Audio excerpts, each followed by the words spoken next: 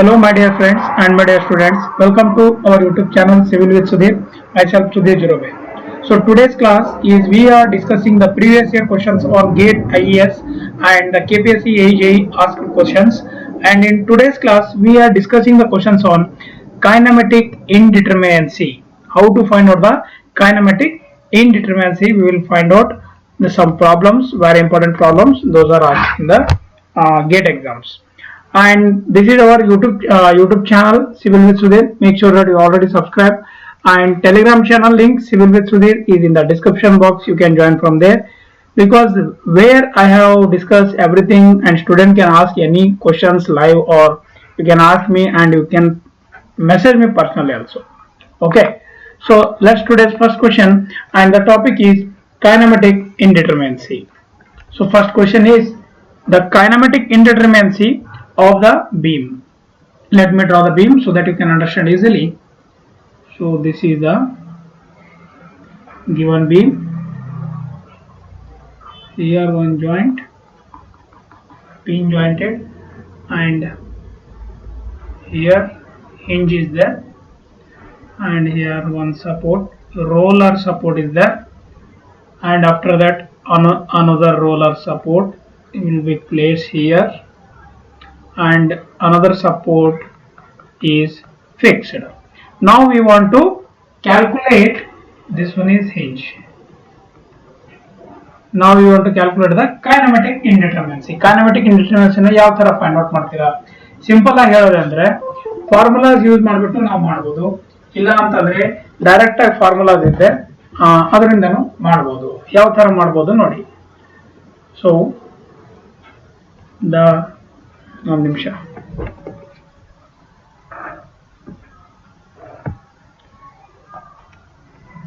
The kinematic indeterminacy. Kinematic indeterminacy ನಾವು ಯಾವ ತರ ಬರೆಯಬಹುದು? Of the beam. Kinematic indeterminacy of beam is, so ಇದನ್ನ dk ಇಂದ ನಾವು ಡಿನೋಟ್ ಮಾಡ್ತೀವಿ. So 3j minus r, re plus rr. So now j is what? J is a number of joints. Number of joints ಎಷ್ಟಿದೆ ಇಲ್ಲಿ? Number of joints ಎಷ್ಟಿದೆ? So number of joints is 5. Okay. So number of joints ಎಷ್ಟಾಯ್ತು? 5 ಆಯ್ತು. ಅದಾದ್ಮೇಲೆ re ಎಷ್ಟಿದೆ ಅಂದ್ರೆ unknown reactions ಎಷ್ಟಿದೆ ಇಲ್ಲಿ ನೋಡಿ. ಇಲ್ಲಿ 3 ಬರುತ್ತೆ. ಫಿಕ್ಸ್ಡ್ ಇದೆ ಅಂದ್ರೆ ಇಲ್ಲಿ 3 ಬರುತ್ತೆ. ಇಲ್ಲೊಂದು ಈ ತರ ವರ್ಟಿಕಲ್ ಬರುತ್ತೆ, ಇಲ್ಲೊಂದು ವರ್ಟಿಕಲ್ ಬರುತ್ತೆ. ಇಲ್ಲಿ ನೋಡಿ, ಇಲ್ಲಿ 1 2 ಆಮೇಲೆ ಇದು 3, ಇಲ್ಲಿ 3 4 5 ಆಯ್ತಾ, 6 ಆಮೇಲೆ ಇಲ್ಲಿ 7. So 7 total. how many reactions is there? 7 reactions is there, unknown reactions. Now rr equals to summation of m dash minus 1. m dash ಏನಿದೆ? what do you mean by m dash? m dash is how many internal hinge will be released. ನೋಡಿ, ಇಲ್ಲಿ hinge ಕೊಟ್ಟಾಗ release ಮಾಡಿದಾಗ ಎಷ್ಟು members ಆಗ್ತದೆ, ಎಷ್ಟು ಮೆಂಬರ್ಸ್ಗೆ release ಮಾಡ್ತಾ ಇದ್ದಾರೆ? This is 1 member and 2 members. 2 ಮೆಂಬರ್ಗೆ ರಿಲೀಸ್ ಮಾಡ್ತಾ ಇದ್ದಾರೆ.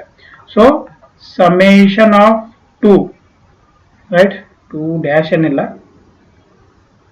2 minus 1. ಸೊ ಎಷ್ಟಾಯ್ತು ಇದು? ಇದು 1 ಆಯ್ತು. ಸೊ ಇವಾಗ ಡಿ ಕೆ ಎಷ್ಟಾಗುತ್ತೆ? ಡೈರೆಕ್ಟ್ ಆಗಿ ಫಾರ್ಮುಲಾದಲ್ಲೇ 3 into j ಎಷ್ಟಾಯ್ತು? 5 minus of re 7 plus rr 1. So it is equals to 9. ಗೊತ್ತಾಯ್ತಲ್ಲ? So this is how you can find out the kinematic indeterminacy of a given beam.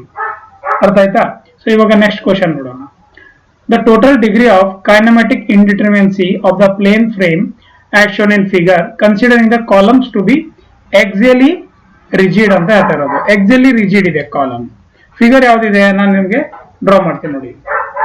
Figure ಯಾವ ತರ ಇದೆ ಅಂದ್ರೆ ಇಲ್ಲೊಂದು ಈ ತರ ಇದೆ ಮೆಂಬರು, ಇಲ್ಲೊಂದು ಈ ತರ ಇದೆ, ಆಮೇಲೆ ಇಲ್ಲೊಂದು ಇದೆ. ಸೊ ಇದು ಫಿಕ್ಸ್ ಇದೆ, ಆಮೇಲೆ ಇದು ಈ ತರ ಇದೆ, ಆಮೇಲೆ ಇದು ಈ ತರ. ಸೊ ಇದನ್ನು ಈ ತರ ಬರುತ್ತೆ. ಸೊ ಇದು ಈ ತರ ಬರುತ್ತೆ. ಅದಾದ್ಮೇಲೆ ಇದನ್ನ ಇಲ್ಲೊಂದು ಮೆಂಬರ್ ಬರುತ್ತೆ, ಇಲ್ಲೊಂದು ಬರುತ್ತೆ. So this is the given sketch and given problem. ನಾವು what they are telling, first you have to find out the decay, that is kinematic indeterminacy, and they have given some condition considering columns to be axially rigid. So axially rigid ಇದೆ ಅಂತ ಅವ್ರು ಹೇಳ್ತಾ ಇರೋದು. axially ಏನಿದೆ, rigid ಇದೆ, columns axially rigid ಇದೆ ಅಂತ ಅವ್ರು ಹೇಳ್ತಾ ಇರೋದು. ಸೊ ನೋಡೋಣ ಯಾವ ತರ ಇದು ಮಾಡ್ಬೋದು. ಸಿಂಪಲ್ ಆಗಿದೆ, ಇದ್ರನ್ನು ನೀವು ಸಿಂಪಲ್ ಆಗಿ ಸಾಲ್ವ್ ಮಾಡ್ಬೋದು. ಯಾವ ತರ ನೋಡಿ, ಫಸ್ಟ್ ಫಾರ್ಮುಲಾ ಬರೆಯೋಣ. ಯಾವ್ದ್ರದ್ದು, ಕೈನೆಮೆಟಿಕ್ ಇಂಡಿಟರ್ಮಿನೆನ್ಸಿ ಇದು ಫಾರ್ಮುಲಾ ಬರೆಯೋಣ. 3j minus r e minus of m ಆಯ್ತಾ. ಜೆ ಏನಿದೆ, total number of joints. J ಏನಿದೆ ಹೇಳಿ, ಟೋಟಲ್ ನಂಬರ್ ಆಫ್ ಜಾಯಿಂಟ್ಸ್. ಎಷ್ಟಿದೆ ನಂಬರ್ ಆಫ್ ಜಾಯಿಂಟ್ಸ್ ಕೌಂಟ್ ಮಾಡಿದಾಗ 12 ಆಗುತ್ತೆ. ರೈಟ್, ಕೌಂಟ್ ಮಾಡಿ ನೀವು. ಓಕೆ, ಸೊ ಕೌಂಟ್ ಮಾಡಿದಾಗ ಎಷ್ಟಾಗುತ್ತೆ, ಇದು 12 is a total number of rigid joints. Total number of rigid joints 12 ಆಗುತ್ತೆ. ಆರ್ ಇ ಅಂದ್ರೇನು, ಆರ್ ಇ ಏನಿದೆ, total number of external reactions. R E ಅಂದ್ರೆ total number of external reactions. ನೋಡಿ, fix ಇದ್ದಲ್ಲಿ 3 ಬರುತ್ತೆ, ಈ ತರ ಪಿನ್ ಇದ್ದಲ್ಲಿ 2 ಬರುತ್ತೆ, 2 ಬರುತ್ತೆ. ಇಲ್ಲಿ ಈ ತರ ಒಂದು ಬರುತ್ತೆ, ಇಲ್ಲಿ ಯಾವ್ದು ಬರುತ್ತೆ, ಇಲ್ಲಿ ಈ ತರ ಒಂದು, ಈ ತರ ಒಂದು, ಈ ತರ ಒಂದು. ಇಲ್ಲಿ 3 ಬರುತ್ತೆ, 3, ಇಲ್ಲಿ 2 ಮತ್ತೆ ಇಲ್ಲಿ 2. ಸೊ ಎಷ್ಟಾಯ್ತು, ಇದು 7 number of unknown reactions, total external reactions. ಈಗ ಎಂ ಅಂತ ಬರ್ದಿದೆ. ಎಂ ಏನಿದೆ ಅಂತಂದ್ರೆ ಇಲ್ಲಿ ಬರಿತೀನಿ, total number of axially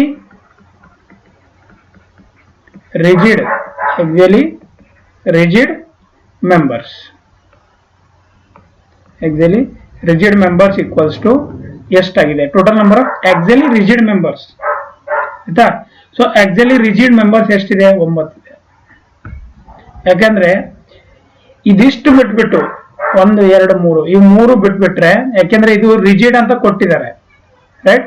so total number of axially rigid members is 9. Okay, ನೀವು ನೋಡ್ಬೋದು ಇಲ್ಲಿ. ಸೊ ಇದು ಫಿಕ್ಸ್ ಒಂದು ಬಿಟ್ಬಿಟ್ಟು ಈ ಕಡೆ ತಗೊಂಡ್ರೆ ಅದು ರಿಜಿಡ್ ಮೆಂಬರ್ಸ್ ನಾವು ಕೌಂಟ್ ಮಾಡ್ಬೋದು. ಸೊ ಇವಾಗ ಡಿಕೆ ಏನಾಗುತ್ತೆ, DK is equal to 3 into 12 minus of 7, right. ಆಮೇಲೆ ಮೈನಸ್ ಆಫ್ ಎಂ ಎಷ್ಟಿದೆ, 9. ಸೊ 9 ಎಷ್ಟಾಯ್ತು ಇವಾಗ ಟೋಟಲ್ ಇದು ಬಂದ್ಬಿಟ್ಟು 20. ಗೊತ್ತಾಯ್ತಾ. ಸೊ ಟೋಟಲ್ ಬಂದ್ಬಿಟ್ಟು ಇದು 20 ಆಯ್ತು. ಅರ್ಥ ಆಯ್ತಾ ಈ ಕ್ವಶನ್? ಸಿಂಪಲ್ ಆಗಿತ್ತು. ನೆಕ್ಸ್ಟ್ ಕ್ವಶನ್ ನೋಡೋಣ. The kinematic indeterminacy of the plane frame truss in the figure. ಆಯ್ತಾ, the kinematic indeterminacy of the plane truss ಅಂತ ಕೇಳ್ತಾ ಇದ್ದಾರೆ. ಪ್ಲೇನ್ ಟ್ರಸ್ ಯಾವ ತರ ಇರುತ್ತೆ, ಗಿವನ್ ಫಿಗರ್ ಏನಿದೆ ನಾನು ಇವಾಗ ಡ್ರಾ ಮಾಡ್ತೀನಿ ನೋಡಿ.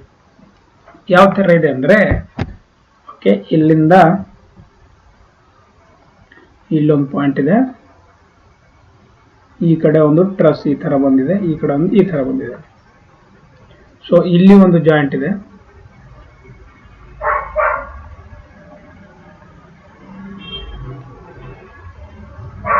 ಅದಾದ್ಮೇಲೆ ಇಲ್ಲಿ ಒಂದಿದೆ.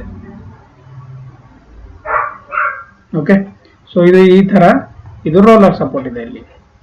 ಸೊ ಇಲ್ಲಿ ಏನಾಗಿದೆ, ಇಲ್ಲೊಂದು ಸಪೋರ್ಟ್ ಇದೆ, ಆಮೇಲೆ ಇಲ್ಲೊಂದು ಸಪೋರ್ಟ್, ಅಂದ್ರೆ ಈ ತರ ಬಂದಿದೆ ಇದು.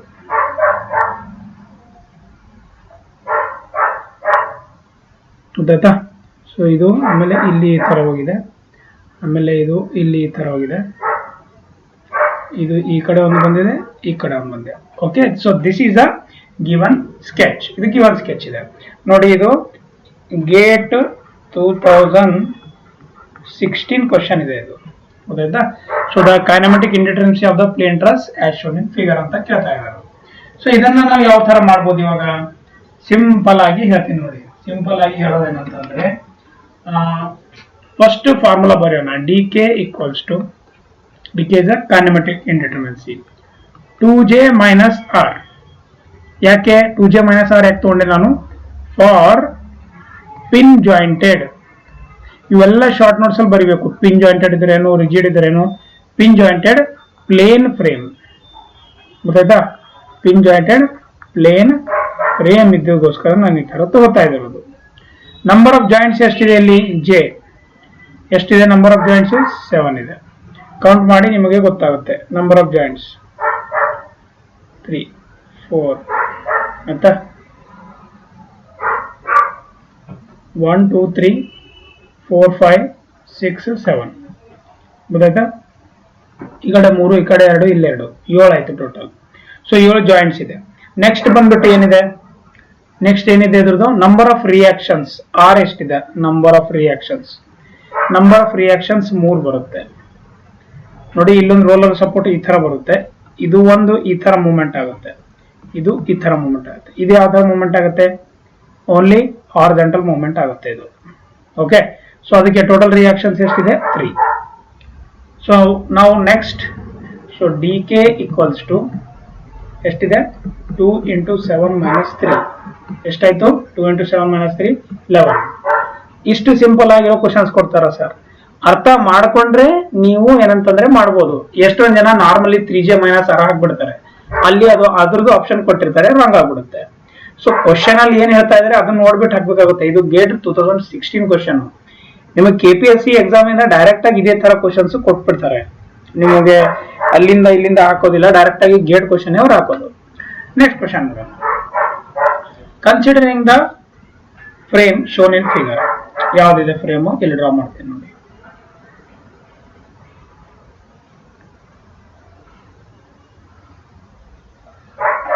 ಈ ತರ ಫ್ರೇಮ್ ಇದೆ. ಸೊ ಇದು ಏನಿದೆ? ಈ ತರ ಇದು ಒಂದು ಜಾಯಿಂಟ್ ಇದೆ, ಈ ತರ ಇದೆ. ಸೊ ಇಲ್ಲೊಂದು ಇನ್ನೊಂದು ಮೆಂಬರ್ ಇದೆ. Consider the frame as shown in figure if the axial and shear deformation in the different members. Axial ಮತ್ತೆ shear deformation in different members of the frame are assume to be negligible. ಅವು ಎರಡೂನ negligible ಮಾಡ್ತಾ ಇದಾರೆ, ಅಂದ್ರೆ neglect ಮಾಡ್ತಾ ಇದಾರೆ. The reduction in the degree of kinematic indeterminacy would be equal to. Kinematic indeterminacy ನ ಇವು ಎರಡೂ ನೆಗ್ಲೆಕ್ಟ್ ಮಾಡಿದಾಗ ಎಷ್ಟು ರೆಡ್ಯೂಸ್ ಮಾಡಬೇಕಾಗುತ್ತೆ ಅಂತ ಕೇಳ್ತಾ ಇರೋದು. ಗೊತ್ತಾಯ್ತಾ? ಸೊ ಆಕ್ಸಿಯಲ್ ಮತ್ತೆ ಯಾವ್ದು ಹೇಳಿ? ಶಿಯರ್ ಡಿಫಾರ್ಮೇಶನ್ ನ ನೆಗ್ಲೆಕ್ಟ್ ಮಾಡ್ತಾ ಇದ್ದಾರೆ. ಸೊ ದೇ ಆರ್ ನೆಗ್ಲೆಕ್ಟ್ ಮಾಡ್ತಾ ಇದ್ದಾರೆ. ಇದು ಒಂದು ಪಾಯಿಂಟ್. ಸೊ ಇದರಿಂದ ಅವ್ರು ಏನ್ ಕೇಳ್ತಾ ಇದ್ದಾರೆ? ಡಿ ಕೆ ಕೈನಮೆಟಿಕ್ ಇಂಡಿಟರ್ಮಿನೆನ್ಸಿ ಎಷ್ಟು ನಾವು ಕಮ್ಮಿ ಮಾಡಬೇಕಾಗುತ್ತೆ ಅಂತ ಕೇಳ್ತಾ ಇದ್ದಾರೆ. ಸರಿನಾ? ಸೊ ಇವಾಗ ನೋಡೋಣ ಯಾವ ತರ ಅದು ಆಗುತ್ತೆ ಅಂತ. ಅದು ಸೊ ಈ ತರ ನೀವು ಡ್ರಾ ಮಾಡಿದ್ರೆ ಇವಾಗ ನಂಬರ್ ಆಫ್ ರಿಯಾಕ್ಷನ್ಸ್ ಇಲ್ಲಿ ಬರೀತೀನಿ. ನಂಬರ್ ಆಫ್ ರಿಯಾಕ್ಷನ್ಸ್ ಎಷ್ಟಿದೆ? R = 4 ಇದೆ. ನಂಬರ್ ಆಫ್ ಜಾಯಿಂಟ್ಸ್ ಎಷ್ಟಿದೆ? J = 6 ಇದೆ. ಅದೇ ನಂಬರ್ ಆಫ್ ಮೆಂಬರ್ಸ್ ಎಷ್ಟಿದೆ? M. ನಂಬರ್ ಆಫ್ ಮೆಂಬರ್ಸ್ ಎಷ್ಟಿದೆ? 6 ಇದೆ. 6 ಇದೆ ತಾನೆ? 6 ಮೆಂಬರ್ಸ್. ನಾವು ಮೆಂಬರ್ ಆಫ್ ಎಕ್ಸಾಕ್ಟ್ಲಿ ಡಿಫಾರ್ಮೇಬಲ್. ಈಗ ನೋಡಿ, ಮೆಂಬರ್ಸ್ ಎಕ್ಸಾಕ್ಟ್ಲಿ ಡಿಫಾರ್ಮೇಬಲ್.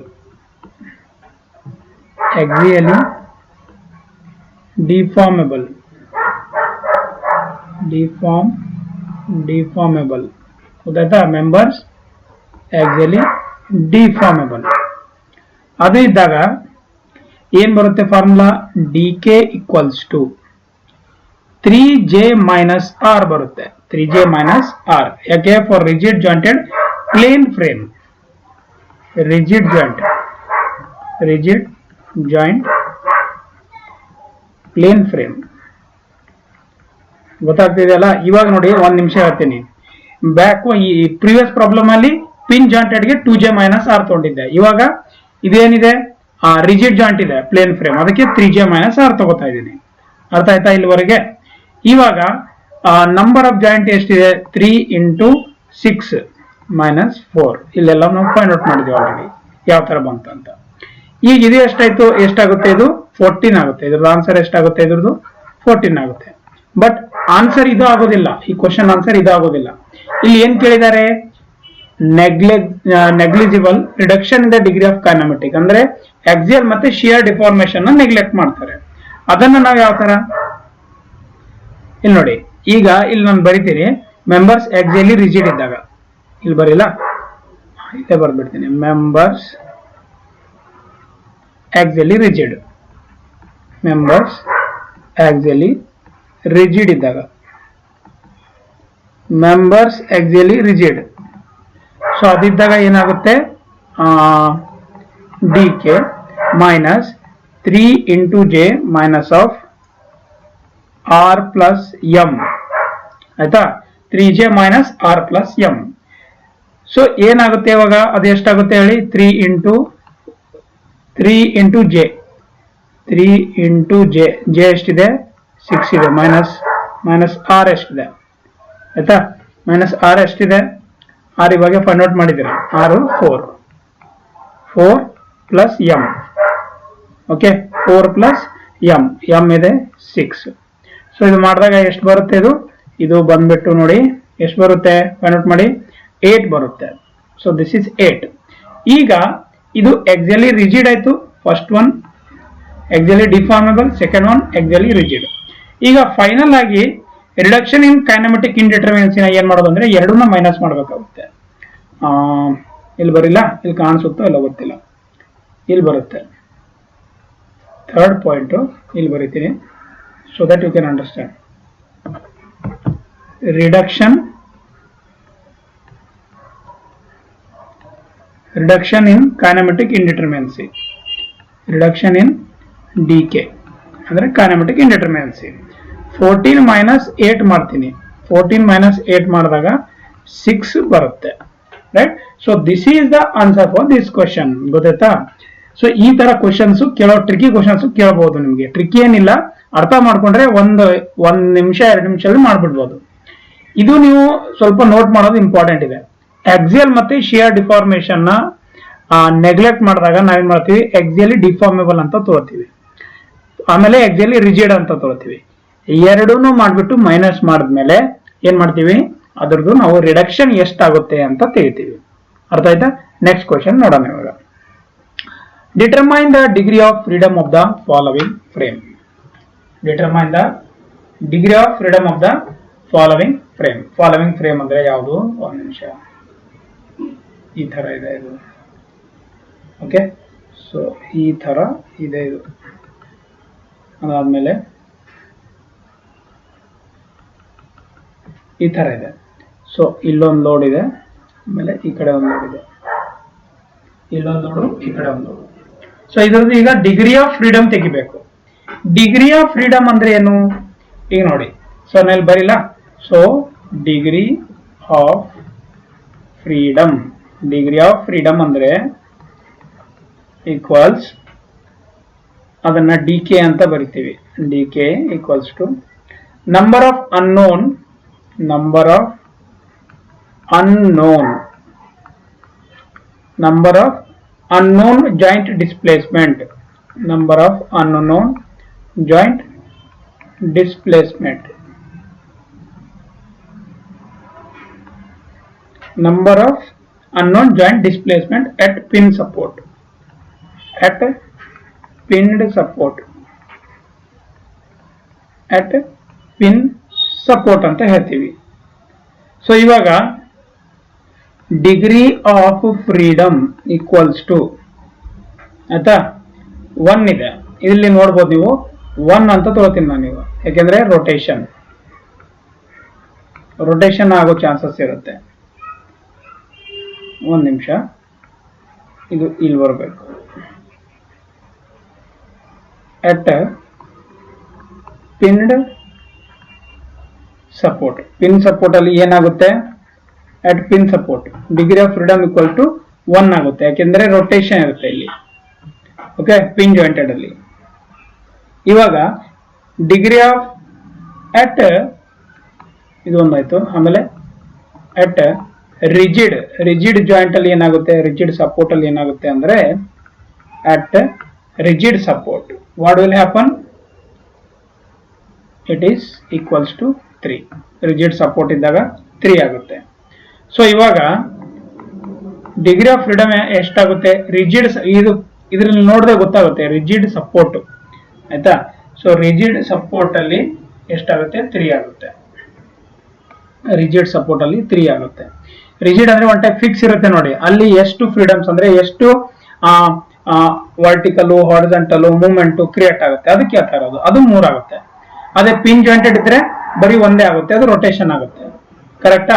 ಸೊ ಇವಾಗ ಡಿಗ್ರಿ ಆಫ್ ಫ್ರೀಡಮ್ ನ ಯಾವ ತರ ಫೈಂಡ್ ಔಟ್ ಮಾಡಬಹುದು ಅಂದ್ರೆ 1 + 3 + 3 + 1 ಹೇಳ್ಬೋದಾ? ಇದು ಯಾವ ತರ ಅಂತ ಹೇಳ್ಬೋದಾ? 1 ಪಿನ್ ಜಾಯಿಂಟೆಡ್ ಇದ್ರೆ 1 ಅಂತ ತಗೋತೀವಿ.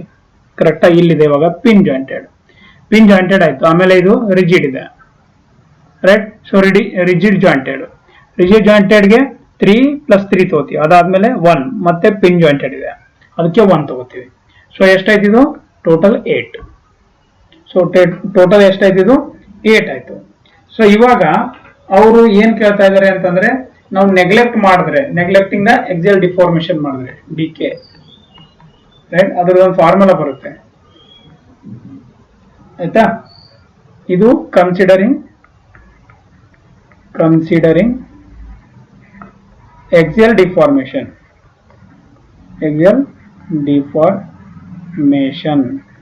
ಗೊತ್ತಾಯ್ತಾ? ಈಗ 8 ಮೈನಸ್ ನಂಬರ್ ಆಫ್ ಮೆಂಬರ್ಸ್ ಎಷ್ಟಿದೆ? ಇಲ್ಲೇ ಕಾಣಿಸ್ತಾ ಇದೆ, 4 ಮೆಂಬರ್ಸ್ ಇದೆ. ಓಕೆ, ನಂಬರ್ ಆಫ್ ಮೆಂಬರ್ಸ್ ಎಷ್ಟಿದೆ? 3 ಮೆಂಬರ್ಸ್ ಇದೆ. ಸೊ 8 - 3 ಮಾಡಿದಾಗ ಎಷ್ಟಾಗುತ್ತೆ? 5. ಇದು ಯಾವಾಗ ಬರುತ್ತೆ ಅಂತಂದ್ರೆ ನೆಗ್ಲೆಕ್ಟಿಂಗ್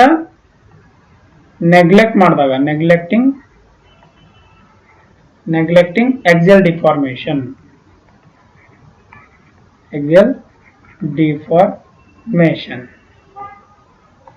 ಆಯ್ತಾ? ಸೊ ಇವಾಗ ಎಕ್ಸಿಯಲ್ ಡಿಫಾರ್ಮೇಶನ್ ನ ನೀವು ನೆಗ್ಲೆಕ್ಟ್ ಮಾಡಿದಾಗ ಈ ತರ ಬರುತ್ತೆ ಅಂತ ನಾನು ಹೇಳ್ತಾ ಇರೋದು. ಅರ್ಥ ಆಯ್ತಲ್ಲ? ಈಗ ನೆಕ್ಸ್ಟ್ ನೋಡೋಣ, ನೆಕ್ಸ್ಟ್ ಪ್ರಾಬ್ಲಮ್. ನೆಕ್ಸ್ಟ್ ಬಂದ್ಬಿಟ್ಟು determine the degree of freedom of the following frame. ಮತ್ತೆ ಅದೇ ತರ ಇದೆ, determine the degree of freedom of the following frame. Frame ಯಾವ್ದು ತರ ಇದೆ ನೋಡಿ, ಇಲ್ಲಿ ಇದೆ, ಈ ಕಡೆ ಫಿಕ್ಸ್ ಇದೆ, ಅದಾದ್ಮೇಲೆ ಇಲ್ಲಿ ಈ ತರ ಸಪೋರ್ಟ್ಸ್ ಇದೆ, ಇಲ್ಲಿ ಒಂದು ರೋಲರ್ ಸಪೋರ್ಟ್ ಟೈಪ್ ಇದೆ, ಇಲ್ಲಿ ಈ ತರ ಇದೆ. ಅದಾದ್ಮೇಲೆ ಇದು ಮತ್ತೆ ಕೆಳಗಡೆ ಪಿನ್ ಜಾಯಿಂಟೆಡ್ ಇದೆ, ಅದಾದ್ಮೇಲೆ ಇಲ್ಲೊಂದಿದೆ, ಈ ತರ ಇದೆ.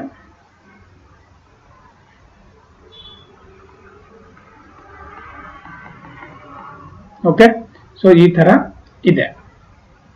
ಈಗ ಇದು ಗೇಟ್ 92 ಅಲ್ಲಿ ಬಂದಿರೋ ಕ್ವಶನ್. ತುಂಬಾ ಕ್ವಶನ್ಸ್ 92, 98, 2001 ಇರೋ ಕ್ವಶನ್ಸ್ ಏನ್ ಮಾಡಿದ್ದಾರೆ, KPSC ಅವರು ರಿಪೀಟ್ ಮಾಡಿದ್ದಾರೆ. ತುಂಬಾ ಜನ ಅಷ್ಟು ಹಳೇದು ಯಾರು ಓದೋದಿಲ್ಲ, ಬಟ್ ಅಷ್ಟು ಹಳೇದೇ ನಾನು ನಿಮ್ಗೆಲ್ಲರಿಗೆ ಮಾಡಿಸ್ತಾ ಇರೋದು, ಗೊತ್ತಾಯ್ತಾ? ಸೊ ಅದಕ್ಕೆ ಚೆನ್ನಾಗಿ ನೋಡ್ಕೊಳ್ಳಿ, ಒಂದ್ಸಲ ನೋಡ್ಕೊಂಡ್ರೆ ಸಾಕು.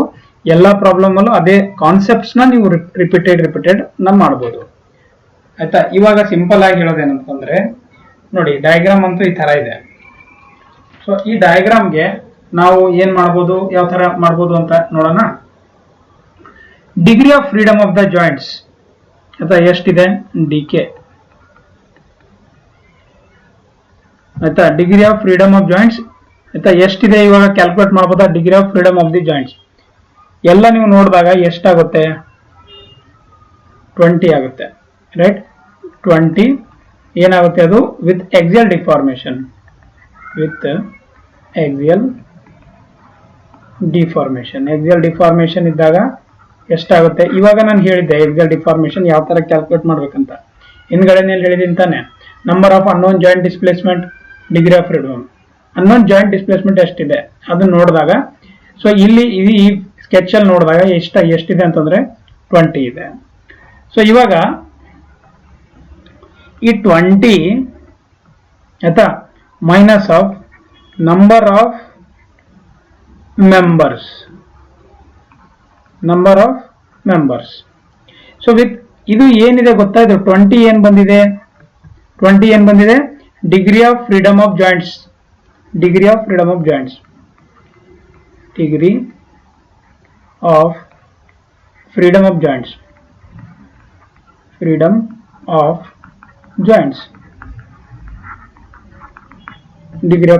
ಜಾಯಿಂಟ್ಸ್. ಸೊ ಇವಾಗ 20 ನಂಬರ್ ಆಫ್ ಮೆಂಬರ್ಸ್ ಎಷ್ಟಿದೆ ಕೌಂಟ್ ಮಾಡಿ ನಿಮ್ಗೆ ಗೊತ್ತಾಗುತ್ತೆ. ಸೊ 20 ಆಯ್ತಾ. ಸೊ ನಂಬರ್ ಆಫ್ ಮೆಂಬರ್ಸ್ ಎಷ್ಟಿದೆ 1 2 3 4 5 6 7. ಸೊ 7 ಇದೆ. 7 ಇದ್ರೆ ಎಷ್ಟಾಯ್ತು ಇದು ಟೋಟಲು 13 ಆಯ್ತು. ಗೊತ್ತಾಯ್ತಾ. ಸೊ 13 ಏನ್ ಬಂತು, ನೆಗ್ಲೆಕ್ಟಿಂಗ್ ದ axial deformation.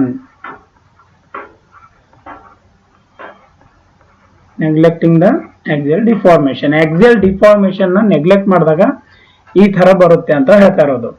ಗೊತ್ತಾಯ್ತಾ. ಸೊ 20 ಯಾವ ತರ ಬಂತು ನಿಮಗೆ ಅರ್ಥ ಆಯ್ತಾ ಇಲ್ಲ ಅನ್ಸುತ್ತೆ. ಸಿಂಪಲ್ ಆಗಿದೆ. 20 ನೋಡಿ, ಇಲ್ಲಿಂದ ಎಷ್ಟು ಅನ್ನೌನ್ಸ್ ಬರುತ್ತೆ, ಡಿಗ್ರಿ ಆಫ್ ಫ್ರೀಡಮ್ ಇಲ್ಲಿ ನೋಡಿ, ಇಲ್ಲಿ number of unknown joint displacement, ಎಷ್ಟು ಜಾಯಿಂಟ್ ಡಿಸ್ಪ್ಲೇಸ್ಮೆಂಟ್ ಆಗುತ್ತೆ ಅದನ್ನ ಇಲ್ಲಿ ನೋಡ್ಕೋಬಹುದು ನೀವು. ಆಯ್ತಾ. ಅದನ್ನ ನೋಡ್ಬಿಟ್ಟು ನಾವು number of degree of freedom joints ನ ಕ್ಯಾಲ್ಕುಲೇಟ್ ಮಾಡಿದೀವಿ. ಓಕೆ. ಸೊ ಈ ಕ್ಲಾಸ್ ಅಲ್ಲಿ ಇಷ್ಟೇ ಇದೆ. ನೆಕ್ಸ್ಟ್ ಕ್ಲಾಸ್ ಅಲ್ಲಿ ನಾವು ಏನಂತಂದ್ರೆ ನೆಕ್ಸ್ಟ್ ಯಾವ ಇದೆ ಅದನ್ನ ಮಾಡೋಣ. ಕ್ಲಾಸಸ್ ಸ್ವಲ್ಪ ಶಾರ್ಟ್ ಆಗಿ ಮಾಡ್ತಾ ಇದೀನಿ ಬೇಕಂತಾನೆ. ತುಂಬಾ ಜನ ಯಾಕೆ ನೋಡ್ತಾ ಇಲ್ಲ, ಯಾಕೆಂದ್ರೆ ನಿಮ್ಗೆ ಜಾಸ್ತಿ ಪ್ರಾಬ್ಲಮ್ಸ್ ಮಾಡಿದ್ರೆ ಲೆಂದಿ ಆಗ್ಬಿಡುತ್ತೆ. ಅದಕ್ಕೆ ಸ್ವಲ್ಪ ಪಾರ್ಟ್ ಬೈ ಪಾರ್ಟ್ ಮಾಡ್ತಾ ಇರೋದು. ಮಿನಿಮಮ್ 7 to 8 ಕ್ವಶನ್ ನಾನು ಮಾಡಕ್ಕೆ ಟ್ರೈ ಮಾಡ್ತೀನಿ.